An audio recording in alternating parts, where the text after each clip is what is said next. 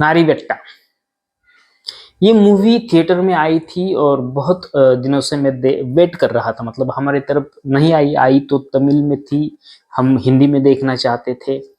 खैर अब वो सोनी लिव पर आ चुकी है 11 तारीख, मतलब आज रिलीज करने वाले थे, 10 को ही उन्होंने डाल दी।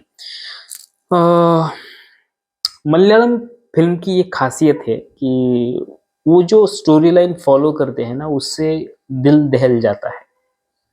आपको शुरू शुरू में ये मूवी नॉर्मल लगने लगती है, लव स्टोरी, एक बेरोजगार लड़का, उसकी कहानी, ऐसा मालूम होता है। लेकिन जब हम फिल्म के अंदर घुसते हैं, एक घना सा जंगल बाहर दिखने में जितना सुंदर होता है, उतने ही अंदर अब जब जंगल में जाने लगते हो तो अंदर बहुत खूंखार जानवर होते हैं।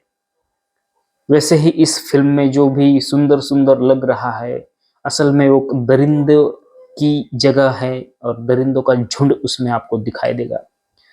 आजकल की, मतलब अब तक की जो भी फिल्में आई है, उसमें पुलिस का कैरेक्टर विलन का दिखाया है, और असल जिंदगी में भी वो क्या विलन होते हैं, वो अपने अपने अनुभव पर निर्भर करता है, किसको क्या अनुभव आता है उस पर वो निर्भर करता है।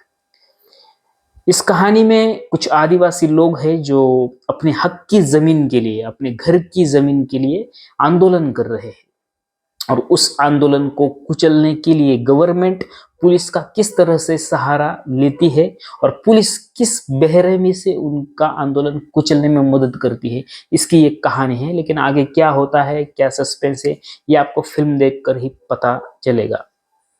मुझे तो बढ़िया लगा, कहीं पर गुस्सा आता था हीरो को देखकर कि ये इतना ढीला ढाला क्यों है, ये इतना मासूम बनने की कोशिश क्यों कर रहा है। क्योंकि अक्सर ऐसा होता है कि गुस्सा आ जाता है तो हमें लगता है कि जाके दो मुक्के मार दे, लेकिन ऐसा कुछ होता नहीं। लेकिन जो भी कुछ दिखता है और जो कुछ सिचुएशन क्रिएट की गई है, वो बहुत ही उदास करने वाली है। हमारे पूर्वजों ने ऐसा आंदोलन किए थे अपनी जगह के लिए। कई आदिवासियों को मारा गया था, आज भी मरते हैं आदिवासी। कभी उनको नक्सलवादी बोलकर मार दिया जाता है, कभी माओवादी बोलकर मार दिया जाता है। ऐसे ही, मतलब एक बार गोली चल गई, वो मर गया, उसके बाद कोई पूछताछ करने वाला होता नहीं है। व्यवस्था पैसे वाले लोगों की होती है, ताकतवर लोगों की होती है।